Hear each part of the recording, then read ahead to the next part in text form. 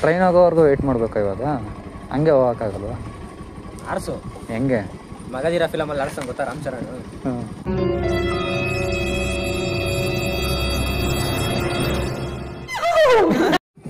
Traffic rules violation.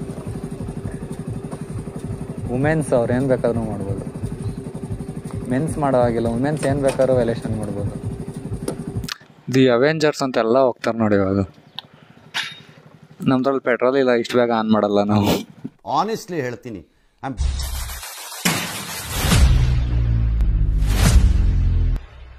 Hi, ಎಲ್ರಿಗೂ ನಮಸ್ಕಾರ. Welcome back to my new video.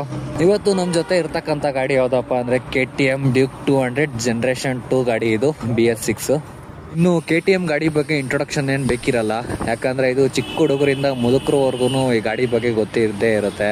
KTM first ಇಂಡಿಯಾಗೆ ಬಂದಿದ್ದು ಯಾವಾಗಪ್ಪ ಅಂದರೆ 2012ರಲ್ಲಿ. ಅದು 200cc ವೆಹಿಕಲ್ಲು ಡ್ಯೂಕ್ 200 ಅಂತ ಅವ್ರು ಇಂಡಿಯಾದಲ್ಲಿ ಲಾಂಚ್ ಮಾಡಿದ್ರು. KTM ಲಾಂಚ್ ಆಗಿದ್ ಮೊದಲನೇ ವರ್ಷನೇ ಅದ್ರ ಕ್ರೇಜ್ ಯಾವ ರೀತಿ ಬಿಲ್ಡ್ ಆಗುತ್ತೆ ಅಂದ್ರೆ, ಲಾಂಚ್ ಆಗಿದ್ ಮೊದಲನೇ ವರ್ಷನೇ 8500 ಗಾಡಿಗಳನ್ನ ಸೇಲ್ಸ್ ಮಾಡ್ತಾರೆ. ಸೊ ಪ್ರೆಸೆಂಟ್ ಸಹ one of the best leading company ಅಂತಾನೆ ಹೇಳ್ಬೋದು KTM. ಇವಾಗೂ ಸಹ 2025 KTM ಬ್ರ್ಯಾಂಡ್ ಅವರು ಏನು ಅವಾಗ ಆ ಟೈಮಲ್ಲಿ ಬ್ರ್ಯಾಂಡ್ ವ್ಯಾಲ್ಯೂನ ಕ್ರಿಯೇಟ್ ಮಾಡಿದ್ರು KTM ಅಂತ, ಆ ಲೆಗೆಸಿನ 2025 ಮೇಂಟೈನ್ ಮಾಡ್ಕೊತಾ ಬಂದಿದ್ದಾರೆ, ಕಾಪಾಡ್ಕೊತಾ ಬಂದಿದ್ದಾರೆ. ನಮ್ಮ ಗೌರ್ಮೆಂಟ್ ಅವರು 1 ವರ್ಷ 2 ವರ್ಷ ಎಲ್ಲ ಕಷ್ಟಪಟ್ಟು ರೋಡ್ಗಳ್ನ ಹಾಕ್ತಾರೆ. ಆದರೆ ಆ ರೋಡ್ಗಳು 1 ವರ್ಷನೂ ಬರೋದಿಲ್ಲ. ಅಷ್ಟು ಕ್ವಾಲಿಟಿಯಲ್ಲಿ ಹಾಕ್ತಾರೆ ಈ ರೋಡ್ಗಳ್ನೆಲ್ಲ. ಯಾಕಂದರೆ ಜಾಸ್ತಿ ದಿನ ಯೂಸ್ ಮಾಡಬಾರ್ದು ಈ ರೋಡ್ಗಳ್ನ, ಅವಾಗ ಚೇಂಜ್ ಮಾಡ್ತಾ ಇರಬೇಕು. ಸೊ ಅದಕ್ಕೆ ಇಷ್ಟು ಕ್ವಾಲಿಟಿಯಾಗಿ ಹಾಕ್ತಾರೆ. 1 ವರ್ಷಕ್ಕೆಲ್ಲ ಕಿತ್ತೋಗ್ಬೇಕು, ಅದ್ರ ಮೇಲೆ ಬರಬಾರ್ದು ರೋಡು. ನಾವು ಕೊಟ್ಟಿರೋ ದೇಶ ಇದು. ನಿಮಗೆ ಫ್ರಂಟಲ್ಲಿ DRL ಸಹ ಕೊಟ್ಟಿದ್ದಾರೆ. ಮತ್ತು ನಿಮಗೆ ಇದು ಫುಲ್ LED ಸೆಟಪ್ ಬರುತ್ತೆ. ನಿಮಗೆ ಇಂಡಿಕೇಟರ್ಸು ಮತ್ತು ಬ್ಯಾಕ್ ಟೈಲ್ ಲೈಟು ಮತ್ತು ಬ್ಯಾಕ್ ಇಂಡಿಕೇಟರ್ಸು ಎಲ್ಲ ನಿಮಗೆ LED ಸೆಟಪಲ್ಲೇ ಬರುತ್ತೆ. Now we are ready to race. So ಇವಾಗ ಗಾಡಿನ ಓಡಿಸಿ ಎಕ್ಸ್ಪೀರಿಯನ್ಸ್ ಮಾಡೋಣ. ಗಾಡೀಲಿ ಒಂದೇನಪ್ಪ ಅಂದರೆ ಟೈರ್ಸ್ ಎಲ್ಲ ಫ್ಲಾಟ್ ಆಗಿದ್ದಾವೆ. ಸೊ ಅದರಿಂದ ಈ ರೋಡಲ್ಲಿ ಜೋರಾಗಿ ಹೋಗ್ತಾ ಇಲ್ಲ. ಫ್ರಂಟ್ ಟೈರ್ ವಿಚಾರಕ್ಕೆ ಬಂತು ಅಂದರೆ 110/70 17 ಇಂಚ್ ವೀಲ್ ಕೊಟ್ಟಿದ್ದಾರೆ. ಮತ್ತು ಬ್ಯಾಕ್ ಸೈಡಲ್ಲೂ ಅಷ್ಟೇ 140 ಸೆಕ್ಷನು 140/60 ಇದು ಸಮೇತ 17 ಇಂಚ್ ವೀಲ್ ಕೊಟ್ಟಿದ್ದಾರೆ. ಸಿಯರ್ ಟೈರ್ನ ಹಾಕ್ಸಿದ್ದಾರೆ. ಸೊ ಇದೂ ಆಲ್ರೆಡಿ ಆಲ್ಮೋಸ್ಟ್ ಎಲ್ಲ ಫ್ಲಾಟ್ ಆಗಿದೆ, ಮತ್ತೆ ಟೈರ್ನ ಚೇಂಜ್ ಮಾಡಿಸ್ಬೇಕು. ಈ ಥರ ಗಾಡಿಗಳಲ್ಲಿ ಅದೇನೇ ಪ್ರಾಬ್ಲಮ್ ಆಗೋದು, ಬೇಗ ಟೈರ್ಸ್ ಎಲ್ಲ ಫ್ಲಾಟ್ ಆಗ್ತಾ ಇರುತ್ತೆ. ಸರ್ವಿಸ್ ತುಂಬಾ ಬರುತ್ತೆ, ಮೇಂಟೆನೆನ್ಸು ಅಷ್ಟೇ ಈ ಗಾಡಿದು. ಸರ್ವಿಸ್ ವಿಚಾರಕ್ಕೆ ಬಂತಂದರೆ ಇದು ಪ್ರೆಸೆಂಟ್ ಅವ್ರು ಹೇಳ್ತಿರೋ ಪ್ರಕಾರ ಒಂದು 3K ಇಂದ 4K ಬರ್ತಾ ಇದೆ. ಸೊ ಇನ್ನು ನಿಮಗೆ ಏನಾದರೂ ಪಾರ್ಟ್ಸ್ ಹೋದ್ವು ಅಂದರೆ ಇನ್ನೂ ಜಾಸ್ತಿನೇ ಆಗುತ್ತೆ ಅದು. ಇವಾಗ ಪ್ರೆಸೆಂಟು ಟೈರ್ಸ್ನ ಸಹ ಬುಕ್ ಮಾಡಿದ್ದಾರೆ, 8000 ಏನೋ ಆಗಿದೆ ಅದು. ಸೊ ಅದೇ ಥರ ಪ್ರತಿಯೊಂದು ಪಾರ್ಟೂ ಕಾಸ್ಟ್ಲಿ ಆಗಿರುತ್ತೆ KTMಲ್ಲಿ. ಸೊ ಅದೇ ಥರ ಪರ್ಫಾರ್ಮೆನ್ಸೂ ಅಷ್ಟೇ ಟಾಪ್ ನಾಚ್ ಆಗಿರುತ್ತೆ.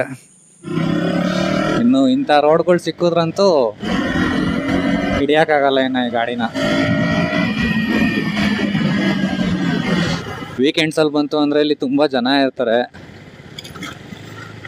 ಒಳಗಡೆ ಹೋಗ್ಬೇಕು ಅಂದ್ರೂ ಸಮೇತ ಟಿಕೆಟ್ ಇರುತ್ತೆ. ಲೋಕಲ್ ಅಣ್ಣ, ತುಮಕೂರೇ. ಹಾಂ, ತುಮಕೂರು ಲೋಕಲ್ ಬರಲ್ವಾ? ಚೇಂಜ್ ಆಯ್ತಾ? ಮೊದಲು ಇಲ್ಲೆಲ್ಲ ಫ್ರೀಯಾಗಿ ಬಿಡ್ತಾಯಿದ್ರು.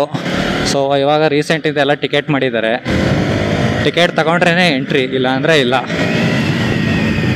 ಯಾವ ಥರ ಫುಲ್ಲಿದೆ ಅಂದರೆ ಈ ಗಾಡಿದು ಜಸ್ಟ್ ಥ್ರಾಟಲ್ ಕೊಟ್ಟರೆ ಸಾಕು, ಹಾಗೆ ಮುಂದೆ ನುಗ್ತಾ ಇದೆ ಗಾಡಿ. ಸೇಮ್ ಅದೇ ಥರ ಬ್ರೇಕ್ಸೂ ಅಷ್ಟೇ ತುಂಬಾ ಚೆನ್ನಾಗಿದೆ. ನಿಮಗೆ ಬ್ರೇಕ್ ವಿಚಾರಕ್ಕೆ ಬಂತು ಅಂದರೆ 300mm ಡಿಸ್ಕ್ ಬ್ರೇಕ್ ಕೊಟ್ಟಿದ್ದಾರೆ. ಇದು ಸಮೇತ 4 ಪಿಸ್ಟನ್ ಡಿಸ್ಕ್ ಕ್ಯಾಲಿಪರ್ ಅಂತ ವೈಬ್ರೆ ಬ್ರೇಕಿಂಗ್ ಸಿಸ್ಟಮ್ಸ್ನ ಕೊಟ್ಟಿರೋದು, ವಿತ್ ABS ಕೊಟ್ಟಿದ್ದಾರೆ. ಬ್ಯಾಕ್ ಸೈಡಲ್ಲೂ ಅಷ್ಟೇ.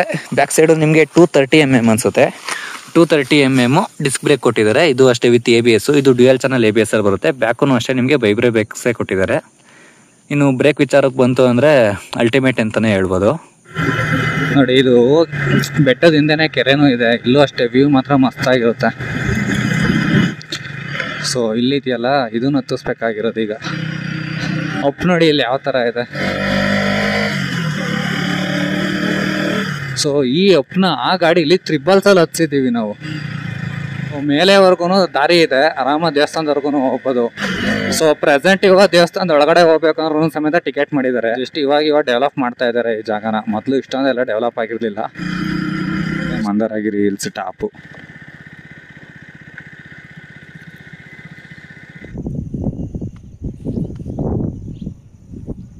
ಇವಾಗ ಬೆಟ್ಟನ ಇಳಿಸ್ಬೇಕು. ಈ ಥರ ಡೌನ್ಗಳಲ್ಲಿ ಗಾಡಿನೆಲ್ಲ ಆಫ್ ಮಾಡ್ಕೊಂಡೆಲ್ಲ ಇಳಿಸ್ಬಾರ್ದು ಹುಟ್ಲಲ್ಲಿ ಹಾಕ್ಕೊಂಡು, ಯಾಕಂದರೆ ತುಂಬ ಕಂಟ್ರೋಲ್ ತಪ್ಪಿಬಿಡುತ್ತೆ. ಬಟ್ ಪ್ರೆಸೆಂಟು ಗಾಡೀಲಿ ಪೆಟ್ರೋಲ್ ಇಲ್ಲ ಅಂತ ಆಫ್ ಮಾಡ್ಕೊಂಡು ಹೋಗ್ತಾಯಿದ್ದೀನಿ ಅಷ್ಟೇ ನಾನು. ನೋಡಿ ಎಷ್ಟು ಡೌನ್ ಇದೆ ಇಲ್ಲಿ, ತುಂಬಾ ಡೌನ್ ಇದೆ ಇಲ್ಲಿ. ನೋಡಿ ಇಲ್ಲಿ ಕೆರೆ ಹತ್ರ ಗಾಡಿ ತಗೊಂಡು ಹೋಗ್ಬೋದಿತ್ತು, ಬಟ್ ಅಂದರೆ ಕಲ್ಗಳು ಹಾಕಿ ಮುಚ್ಚಾಕ್ಬಿಟ್ಟಿದ್ದಾರೆ ಇಲ್ಲಿ ರೂಟ್ನ. ಗಾಡಿ ತಗೊಂಡು ಹೋಗೋಕ್ಕಾಗಲ್ಲ ಅಲ್ಲಿಗೆ.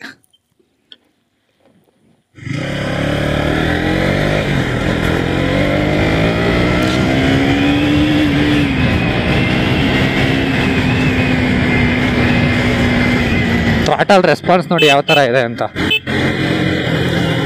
ಥ್ರಾಟಲ್ ಕೊಟ್ಟ ಸೀದಾ ಹಂಗೆ ನುಗ್ತಾ ಇದೆ ಗಾಡಿ. ಇನ್ನು ಇಂಜಿನ್ ವಿಚಾರಕ್ಕೆ ಬಂತು ಅಂದರೆ ಇದು 199.5 cc single cylinder 4 valves liquid cooled DOHC engine ಬರುತ್ತೆ ಇದು KTM ಅಲ್ಲಿ ನಿಮಗೆ.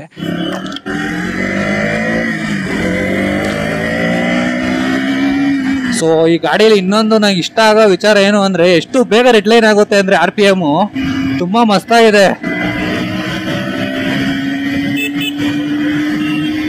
ಇನ್ನು ಏನೋ ಬೇಕಣ್ಣ.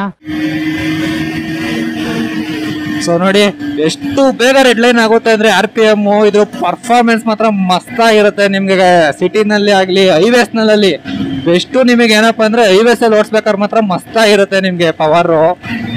ಸೊ ಟಾರ್ಕನು ಅಷ್ಟೇ, ನಿಮ್ಗೆ ಟಾಪ್ ಎಂಡ್ ಆಗಲಿ ಮಿಡಲ್ ಆಗಲಿ ಪ್ರತಿ ಒಂದ್ರಲ್ಲೂ ನಿಮಗೆ ಟಾಪ್ ನಾಚ್ ಅಂತಾನೆ ಹೇಳ್ಬೋದು. 200cc one of the best ಗಾಡಿ ಅಂತಾನೆ ಹೇಳ್ಬೋದು. ರೇಷಿಯೋ ಬಗ್ಗೆ ಬಂತು ಅಂದ್ರೆ ಇದು 25 PS ಆಫ್ ಪವರ್ನ ನಿಮಗೆ 10,000 RPM ಅಲ್ಲಿ ಪ್ರೊಡ್ಯೂಸ್ ಮಾಡುತ್ತೆ. ಹಾಗೆ ನಿಮಗೆ 19.3 ನ್ಯೂಟನ್ ಮೀಟರ್ ಟಾಕ್ನ ನಿಮಗೆ 8,000 RPM ಅಲ್ಲಿ ಪ್ರೊಡ್ಯೂಸ್ ಮಾಡುತ್ತೆ ಈ ಗಾಡಿ. ಈ ಗಾಡಿ ವಿಚಾರಕ್ಕೆ ಹೇಳಬೇಕು ಅಂದ್ರೆ ತುಂಬಾನೇ ಚೆನ್ನಾಗಿರುತ್ತೆ ಗಾಡಿ. ಬಟ್ ಇನ್ನೊಂದೇನಪ್ಪ ಅಂದ್ರೆ ಇದು ಶಾರ್ಟ್ ಗೇರು, ಯಾವಾಗಲೂ ಗೇರ್ನ ಕೇಳ್ತಾ ಇರುತ್ತೆ, ಯಾವಾಗಲೂ ಗೇರ್ನ ಚೇಂಜ್ ಮಾಡ್ತಾ ಇರಬೇಕು. ಸೊ 6 ಸ್ಪೀಡ್ ಗೇರ್ ಬಾಕ್ಸ್ ಕೊಟ್ಟಿದ್ದಾರೆ ನಿಮಗೆ, ಆರಾಮಾಗಿ ಹೋಗ್ಬೋದು ಹೈವೇಸ್ನಲ್ಲೇ ಆಗಲಿ ಯಾವುದೇ ಆಗಲಿ. ಹೈವೇಸಲ್ಲಿ ಮಾತ್ರ ಚಚ್ಚಾಡ್ಬೋದು ಗಾಡಿನಂತೂ, ಆ ಥರ ಇದೆ. ಫ್ರಂಟ್ ಸಸ್ಪೆನ್ಷನ್ ವಿಚಾರಕ್ಕೆ ಬಂತು ಅಂದರೆ ಫ್ರಂಟಲ್ಲಿ ನಿಮಗೆ UST ಫೋಕ್ಸ್ ಕೊಟ್ಟಿದ್ದಾರೆ. ಅದು WP ಅವ್ರದ್ದು 43 ಸಸ್ಪೆನ್ಷನ್ ಅನ್ನು ಕೊಟ್ಟಿದ್ದಾರೆ ನಿಮಗೆ. ಬ್ಯಾಕ್ ಸೈಡಲ್ಲೂ ಅಷ್ಟೇ ಮೊನೋಶಾಕ್ ಸಸ್ಪೆನ್ಷನ್ ಸಿಗುತ್ತೆ, ಇದು ಅಷ್ಟೇ WP ಅವ್ರದ್ದೇನೆ. ಇದು ಈ ಗಾಡಿ ಇಷ್ಟು ನಿಂಬಲ್ಲಾಗಿ ರನ್ ಆಗ್ತಿರೋದಕ್ಕೆ ಮೇನ್ ಕಾರಣನೇ ಇದರಲ್ಲಿ ಇರ್ತಕ್ಕಂಥ ಚಾಸಿಸ್. ಇನ್ನು ನಿಮಗೆ ಚಾಸಿಸ್ ವಿಚಾರಕ್ಕೆ ಬಂತು ಅಂದರೆ ಇದು ನಿಮಗೆ ಟ್ರೆಲಿಸ್ ಫ್ರೇಮ್ ಕೊಟ್ಟಿರೋದು ಅಲ್ಯೂಮಿನಿಯಮ್ದು, ತುಂಬಾ ಚೆನ್ನಾಗಿದೆ ಚಾಸಿಸ್ದು. ಮತ್ತು ಇದು ಓಪನ್ ಚಾಸಿ ಟೈಪಲ್ಲಿ ಬರುತ್ತೆ.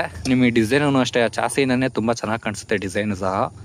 ಮೇನು ಈ ಗಾಡಿ ಓಡಿಸ್ಬೇಕಾದ್ರೆ ನಿಮಗೆ ಬೇಜಾರಾಗೋದೇನು ಅಂದರೆ ಗೇರ್ಸ್ನ ಶಿಫ್ಟ್ ಮಾಡೋದು. ಯಾಕಂದರೆ ಇದು ತುಂಬ ಶಾರ್ಟ್ ಗೇರ್ ಗಾಡಿ, ಇದು ಗೇರ್ಸ್ನ ಯಾವಾಗಲೂ ಜಾಸ್ತಿ ಕೇಳ್ತಾ ಇರುತ್ತೆ. ಸೊ ಶಿಫ್ಟ್ ಮಾಡ್ತಾ ಇರಬೇಕು. ಗೇರ್ ಶಿಫ್ಟಿಂಗು ಅಷ್ಟೇ ಇದರಲ್ಲಿ ಸ್ಮೂತ್ ಆಗಿದೆ. ಎಷ್ಟು ಸ್ಮೂತ್ ಆಗಿದೆ ಅಂದರೆ ಸಖತ್ ಸ್ಮೂತ್ ಆಗಿದೆ. ಸುಮ್ಮನೆ ಜಸ್ಟು ಬೆಣ್ಣೆ ಥರ ಬೀಳ್ತಾ ಇದೆ. ಸೊ ಇದರಲ್ಲಿ ಕ್ವಿಕ್ ಶಿಫ್ಟರ್ ಆಗಲಿ ಆಟೋ ಬ್ಲಿಪ್ಪರ್ ಆಗಲಿ ಆ ಥರದವೆಲ್ಲ ಏನೂ ಇಲ್ಲ. ಸೊ ನೀವು ಡ್ಯೂಕ್ 390 ತಗೊಂಡ್ರೆ ಅದರಲ್ಲಿ ಇವೆಲ್ಲ ಸಿಗುತ್ತೆ. ಬಟ್ ಪ್ರೆಸೆಂಟ್ ಈ ಗಾಡೀಲಿ ಅವೆಲ್ಲ ಏನಿಲ್ಲ. ಸೊ 200cc ಗಾಡೀಲಿ ಏನೇನು ಇರಬೇಕೋ ಎಲ್ಲ ಇದೆ. ನೀವು ಸ್ವಿಚ್ ವೇರ್ ಕ್ವಾಲಿಟೀಸಿಗೆ ಬಂತು ಅಂದರೆ ತುಂಬ ಚೆನ್ನಾಗಿದೆ ಸ್ವಿಚ್ ವೇರ್ ಕ್ವಾಲಿಟೀಸ್ ಸಹ. ಮತ್ತು ನಿಮ್ಗೆ ಇಲ್ಲಿ ಲೈಟಿಂಗ್ ಸಹ ಕೊಟ್ಟಿದ್ದಾರೆ. ನಿಮ್ಮ ಕತ್ಲಲ್ಲಿ ಇದನ್ನು ಹುಡ್ಕೋಕ್ಕೆ ತುಂಬ ಚೆನ್ನಾಗಿರುತ್ತೆ. ಸೊ ಕ್ವಿಲ್ ಸ್ವಿಚ್ ಕೊಟ್ಟಿದ್ದಾರೆ, ಮತ್ತು ಸ್ಟಾರ್ಟು ಮತ್ತು ಸ್ಟಾಪ್ ಬಟನ್ ಕ್ವಿಲ್ ಸ್ವಿಚ್ ಇದೆ. ಮತ್ತು ಇನ್ನು ಪ್ರೆಸೆಂಟು ಮೀಟರ್ ಬಗ್ಗೆ ಬಂತು ಅಂದರೆ ಇದು ನಿಮಗೆ ಪ್ರೆಸೆಂಟ್ ಬರ್ತಾ ಇರೋ ಜನ್ರೇಷನಲ್ಲಿ ನಿಮಗೆ TFT ಸ್ಕ್ರೀನ್ ಬರುತ್ತೆ. ಬಟ್ ಇದರಲ್ಲಿ ಡಿಜಿಟಲ್ ಸ್ಕ್ರೀನೇ ಬರುತ್ತೆ. ಇಲ್ಲಿ ಎಲೆಕ್ಟ್ರಾನಿಕ್ಸ್ ವಿಚಾರಕ್ಕೆ ಬಂತು ಅಂದರೆ ನಿಮಗೆ ಮೇಯ್ನಾಗಿ ಸಿಗೋದು ಏನಂದರೆ ABS ಸಿಗುತ್ತೆ, ಮತ್ತು ನಿಮಗೆ ಟ್ರಾಕ್ಷನ್ ಕಂಟ್ರೋಲ್ ಸಿಗುತ್ತೆ, ಮತ್ತು ರೈಡ್ ಬೈ ವೈರ್ ಟೆಕ್ನಾಲಜಿ ಸಿಗುತ್ತೆ. ಸೊ ಇದೆಲ್ಲ ನಿಮಗೆ ಎಲೆಕ್ಟ್ರಾನಿಕ್ಸ್ ಇರುತ್ತೆ ಈ ಗಾಡೀಲಿ. ಇನ್ನು ಈ ಗಾಡಿಗೆ ಮೇನ್ ಕಾಂಪಿಟೇಷನ್ಸ್ ಅಂತ ಬಂತು ಅಂದರೆ ತುಂಬ ಗಾಡಿಗಳಿದ್ದಾವೆ. ನಿಮಗೆ ಬಜಾಜಲ್ಲಿ NS 200 ಇರ್ಬೋದು, ಮತ್ತು RS 200 ಇರ್ಬೋದು. ಹಾಗೆ TVS ಅಲ್ಲಿ ಸಹ ಒಂದು ಗಾಡಿ ಇದೆ. ಅದೊಂದು ಗಾಡಿ ಅಂತಲೇ ಕನ್ಸಿಡರ್ ಮಾಡೋದಿಲ್ಲ ನಾನು. ರಾರಿನ್ 225ನ ಆ ಗಾಡಿ ಅನ್ಕೊಂಡು ಯಾರ್ಯಾರು ತಗೊಂಡಿದ್ದಾರೋ ಅವ್ರಿಗೆಲ್ಲ ರೆಸ್ಟ್ ಇನ್ ಪೀಸ್ ಅಂತ ಹೇಳ್ತೀನಿ. ನನ್ನ ಮಗನೇ, ನೀವೊಂದು ಕೆಲಸ ಮಾಡ್ರ, 2 ಮಾಳ ಹೂವು ತಗೊಂಡು 1 ಡಜನ್ ಬಳೆ ತಗೊಂಡು ಎಲ್ಲ ನೀಟಾಗಿ ಪೊಣ್ಸ್ಕೊಂಡ್ಬಿಟ್ಟು 9 ಕೂತಾರ ನನ್ ಮುಂದೆ ಒಂದು ಪೋಸ್ಟ್ ಕೊಟ್ಕೊಂಡು ನಿಂತ್ಕೊಂಡ್ಬಿಟ್ಟು. ಬಜಾಜ್ ಅಲ್ಲಂತೂ ಬಿಡಿ, ಅದು ಎಷ್ಟು ಗಾಡಿ ಇದಾವೆ ಅವ್ರಿಗಾದ್ರೂ ನೆನಪಿರುತ್ತೆ. ಹೆಂಗೋ ಇಷ್ಟು ಗಾಡಿಗಳು ನಾವು ಲಾಂಚ್ ಮಾಡಿದೀವಿ, ಇಷ್ಟು ಗಾಡಿಗಳು ನಾವು ಲಾಂಚ್ ಇದೆ ಅಂತ. ಬಜಾಜ್ ಮತ್ತೆ KTM ಕೊಲಾಬ್ ಆಗಿ ಗಾಡಿಗಳನ್ನ ಬಿಡ್ತಾ ಇದಾರೆ. KTM ಮತ್ತೆ ಬಜಾಜ್ ಕೊಲಾಬ್ ಆಗಿ ಬಜಾಜ್ ಅವರು KTM ಮೇಲೆ ಇನ್ವೆಸ್ಟ್ ಮಾಡಿ KTM Duke 116 ತಂದಿದ್ದಾರೆ. ಪ್ರೈಸಿಂಗ್ ಸ್ವಲ್ಪ ಜಾಸ್ತಿನೇ ಆಯಿತು. 160cc KTM ಅವ್ರು ಇಟ್ಟಿರೋ ಪ್ರೈಸ್ ಏನಪ್ಪ ಅಂದರೆ 2,16,000 ಆನ್ ರೋಡ್ ಇಟ್ಟಿದ್ದಾರೆ. ಸೇಮ್ ಪ್ರೈಸ್ ರೇಂಜಲ್ಲಿ ನಿಮಗೆ 250cc ಎಕ್ಸ್ಟ್ರೀಮ್ 250R ಬಂದುಬಿಡುತ್ತೆ. ಪ್ರೈಸಿಂಗ್ ಒಂದು ಸ್ವಲ್ಪ ಕಾಂಪಿಟೇಟಿವ್ ಆಗಿ ಇಡಬೇಕಿತ್ತು KTM ಅವರು. ನನ್ನ ಅವಶ್ಯಕತೆ ಯಾರಿಗಿದೆ? ನನ್ನ ಅವಶ್ಯಕತೆನೇ ಇಲ್ವಲ್ಲ. ಸೊ ಮತ್ತೆ ಇಲ್ಲಿ ಬಂದು ಮತ್ತೆ ಲಾಕ್ ಆದ್ವಿ. ಇನ್ನು ಇದು ನಿಮಗೆ ಓಪನ್ ಚೈನ್ ಸಿಸ್ಟಮ್ ಬರುತ್ತೆ, ಇದು ಸಮೇತ ಅಷ್ಟೇ. ನೀವು 500 ಕಿಲೋಮೀಟರ್ಸ್ಗೆ ನೀವು ಚೈನ್ ಲೂಪ್ ಮಾಡ್ಕೊತಾ ಇರಬೇಕು, ಕ್ಲೀನ್ ಮಾಡ್ಕೊಂಡು, ಇಲ್ಲಾಂದರೆ ಚೈನು ಬೇಗ ಹಾಳಾಗುತ್ತೆ. ಇನ್ನು ಈ ಗಾಡೀಲಿ ಇರೋ ಪವರ್ನ ನೀವು ನೋಡಬೇಕು ಅಂದರೆ ನೀವು ಮೇನ್ ಬರಬೇಕಾಗಿರೋದು ಹೈವೇಸಲ್ಲಿ ಮಾತ್ರ ಇದ್ರ ಪರ್ಫಾರ್ಮೆನ್ಸ್ ಮಸ್ತಾಗಿರುತ್ತೆ. ಟೈರ್ಸ್ ಒಂದು ಸ್ವಲ್ಪ ಕಾನ್ಫಿಡೆನ್ಸ್ ಕೊಡ್ತಾ ಇಲ್ಲ ಅಷ್ಟೇ ನಂಗೆ ಇವಾಗ ಟೈರ್ಸ್ ಚೇಂಜ್ ಮಾಡೋವರೆಗೂ. ಬಟ್ ಟೈರ್ಸ್ ಚೆನ್ನಾಗಿದ್ದಾಗಂತೂ ಈ ಗಾಡೀಲಿ ಯಾವ ಥರ ಹೊಡಿಬೋದು ಅಂದರೆ, ಇನ್ನೊಂದು ಏನಪ್ಪ ಅಂದರೆ ಈ ಗಾಡೀಲಿ ಸ್ಪೀಡ್ನ ಲಾಕ್ ಮಾಡ್ತಿದ್ದಾರೆ. ಸ್ಪೀಡ್ ಅಷ್ಟೊಂದು ಒಳ್ಳೇದಲ್ಲ ಅಂತ ಹೇಳಿ ಪ್ರೆಸೆಂಟ್ ಈ ಗಾಡಿನಲ್ಲಿ ಸ್ಪೀಡ್ನ ಲಾಕ್ ಮಾಡ್ತಿದ್ದಾರೆ. ಸೊ ಆದರೂ ಆರಾಮಾಗಿ 120 ಅಂತೂ ಕ್ರಾಸ್ ಮಾಡುತ್ತೆ ಪ್ರೆಸೆಂಟ್ ಸಹ. ಇನ್ನು ಸ್ಪೀಡ್ ಲಾಕ್ ಮಾಡಿಸಿಲ್ಲ ಅಂದಿದ್ರೆ ಮಿನಿಮಮ್ ಎಲ್ಲಿ ಅಂದರೂ 140 ಎಬೋನ ದಾಟ್ಸ್ಬೋದಿತ್ತು. ಇಷ್ಟೆಲ್ಲ ಟೋಲ್ ಕಟ್ಟಿ, ರೋಡ್ ಟ್ಯಾಕ್ಸ್ ಕಟ್ಟಿ, ಏನೇನೆಲ್ಲ ಮಾಡಿದ್ರು ನಮಗೆ ರೋಡ್ ಮಾತ್ರ ಚೆನ್ನಾಗಿರೋ ರೋಡ್ಗಳು ಸಿಗ್ತಾ ಇಲ್ಲ. ದೇಶ ರೀ ನಾವು ಕಟ್ಟಿರೋ ದೇಶ ರೀ ಇದು. ನೋಡಿ ಫುಲ್ ಮಾತ್ರ ಗಾಡೀಲಿ ಮಸ್ತಾಗಿದೆ. ಜಸ್ಟ್ ಸ್ಟಾರ್ಟರ್ ಕೊಟ್ಟರೆ ಸಾಕು ಹಂಗೆ ನುಗ್ತಾ ಇದೆ ಗಾಡಿ.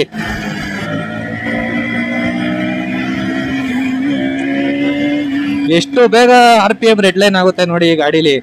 ಸೊ ಆ ರೆಡ್ ಲೈನ್ ಆಗದೆ ಮಜಾ KTM ಅಲ್ಲಿ. ಯಾವಾಗ RPM ರೆಡ್ ಲೈನ್ ಆಗುತ್ತೋ ಅವಾಗ ಪರ್ಫಾರ್ಮೆನ್ಸ್ ಇರೋದು.